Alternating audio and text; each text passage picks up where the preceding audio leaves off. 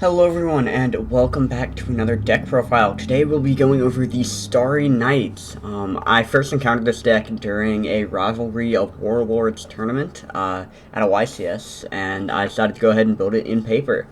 Really fun deck based around these light fairy monsters, whose goal is to summon this Starry Knight, Starry Dragon as many times as possible.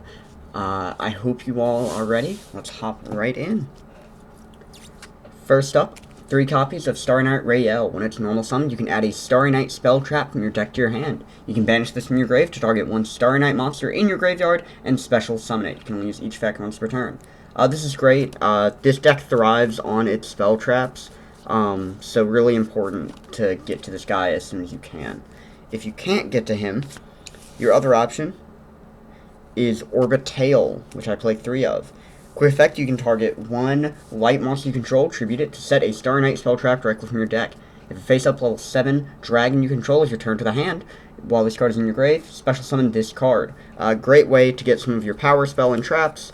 Since it sets to the field, it also plays around Ash, which is super important. So you definitely want to try to get to one of these two as quickly as possible. Next, we play 3 copies of Starry Night Flamel. When your opponent's monster declares an attack, send this from hand or face the field with the grave, especially a level 7 dragon monster from your hand. With effect, you can banish this card from your graveyard to target a level 7 light dragon monster you control, or in your graveyard to return it to your hand. Really great way to ensure that you're summoning that Starry Night, Starry Dragon as many times as possible, and we'll talk about why it's important that it's returning to the hand in a moment. Play 3 copies of CL. If this card in your hand, return a Starry Night monster or a level 7 dragon to the hand, special summon it. If you control a monster, banish it from your grave, especially a level 7 dragon from your hand. A little extension there. Then I play 2 copies of Estelle. You can target a light monster you control, tribute it. If you do, special level 7 light dragon from your hand. Banish this from your grave, target a level 7 light dragon, give it 1,000 attack points to the end of the turn. Really important, this is one of the only attack increases. But realistically, you don't really need to worry about the attack points because you're hopefully clearing your opponent's board. Now for the boss of the deck, we play 2 copies of Starry Night, Starry Dragon. If it's normal or special summoned from the hand, target card on the field, destroy it. Can't be destroyed by battle or card effects from a dark monster. And at the start of the damage step, if it attacks an opponent's monster, banish that opponent's monster until the end phase, and this card can make it a second attack in a row. Like I said, this is your boss. You want to try to get to it. You do only play 2 because it is so incredibly searchable in this deck, and I'll show you why in a second. But yeah, really the idea for this deck is you just bounce it to hand, summon it, pop a card, bounce to hand, summon it, pop a card, as many times as you can. We do play some generic monsters. I do play Triple Honest. When your light monster battles, you can send this card from your hand to make your monster gain attack equal to the monster it's battling. So this just guarantees that whatever you have is going to get over your opponent's monsters. And we play 2 Barrier Statue of the Heavens. No monsters can be special summoned except light monsters. I'll show you the combo for that in a moment.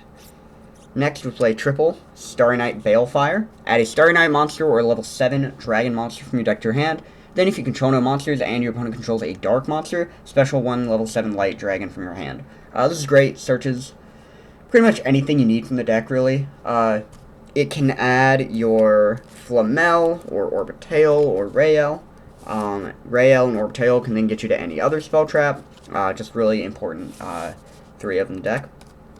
Then I play 3 copies of Starry Night, Starry Night Sky. During your main phase, normal summon a Starry Night monster or a level 7 dragon in addition to your normal summoner set. If your dragon monster is bounced to the hand, you can draw a card. So that's kind of another reason why it's important to keep bouncing it. Not only so you can get the extra pops by summoning it a second time that turn, but also so that you can get these draws off Starry Night, Starry Sky. I then play 3 copies of Starry Night Ceremony. During your main phase, reveal a light fairy monster in your hand. If you do, add 1 level 7 light dragon from your deck to your hand. Place that revealed monster on the bottom of the deck. If you want to activate a card or effect, especially level 7 light dragon monster from your hand. It turns literally most of your deck into your Starry Night Dragon, and gives you a way to summon the Starry Night Dragon on your opponent's turn.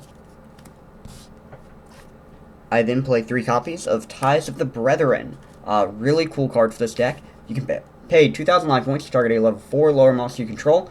You can't special summon for the rest of the turn. However, you can special 2 monsters from your deck the same type, attribute, and level as that monster, but different names. So any of your Starry Night monsters can get you to an Orbitail, can get you to a Barrier Statue of the Heavens, could even get you to an Honest that you then bounce to your hand using its effect.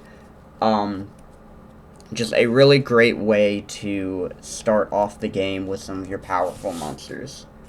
I do play 1 Foolish Burial and 1 Terraforming. Foolish can get you any of your Starry Nights that you need engraved, and of course Terraforming to add that Starry Night Sky. For trap cards, I play 3 copies of Starry Night Blast. When your opponent activates a card or effect, return a level 7 light dragon monster you control to the hand to negate that effect, and if you do, destroy that card. You can only activate 1 of these per turn. This is great. It's a negate that you can search, but also a way to get Starry Night Dragon back to your hand. Finally, I play 2 Starry Night Arrival. During your main phase, you can activate 1 of these effects. You can either special the Starry Night Starry Dragon, or you can bounce the Starry Night Starry Dragon. This is a great way to get 1 of them up on your board, protect it with stuff like your Starry Night Blast, and just keep repeating the effects of your Starry Night Starry Dragon. As for the extra deck, I only play 3 cards, but realistically you can put in a number of rank 4s. I play triple Starring Knight. You can attach material, especially light monster from your hand. If this card's in your grave, except the turn it was sent there. Target level 4 light fairy you control, special this card, and attach that monster to it as material.